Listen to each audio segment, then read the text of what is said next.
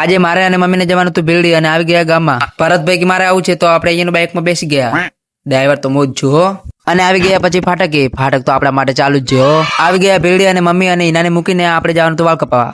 આપણે નહીં હો ભરતભાઈને વાળ કપાવા બેસાડી દીધા અને ઘડીક તો એવું લાગ્યું કે ઊંઘી ગયા છે. ભરતભાઈ વાળ કપાઈને આવી ગયા બહાર. હવે જવાનું હતું મુડીઠા. હો અને ભરતભાઈ આવી ગયા નેશનલ હાઈવે રોડ ઉપર. એક વાર તો એવું લાગ્યું કે હું નવું બાઇક લેવા આવ્યો છું. ભાઈને સીધું જવાનું છે તો સિંગલ લાઈટ કેમ આપી છે.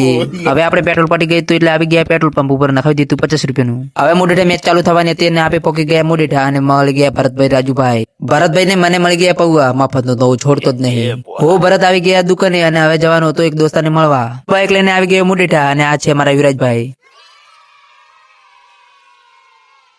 વિરાજભાઈને મળી લીધું ને હવે જવાનું તો આપણે ઘરે.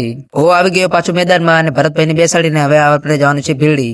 ભરતભાઈને બેસાડીને હવે આપણે જવાનું હતું ભીલડી કેમ કે દવા લેવા. ભીલડી તો આવી ગયા હવે જવાનું છે આપણે મેડિકલ. અને ભરતભાઈ આવી ગયા મેડિકલ અને લઈ લીધી દવા. હવે આપણે જવાનું છે ઘરે. એના પહેલા આપણે ખાઈ લઈએ પકોડી તો ખાઈ લીધે ફાટક છે બંધ આપણે બાઇક નીચેથી કાઢી લેશું. આવી ગયા ગામમાં. વિડિયો સારો લાગ્યો તો લાઈક ને કોમેન્ટ ને ફોલો કરી નાખો ફટાફટ.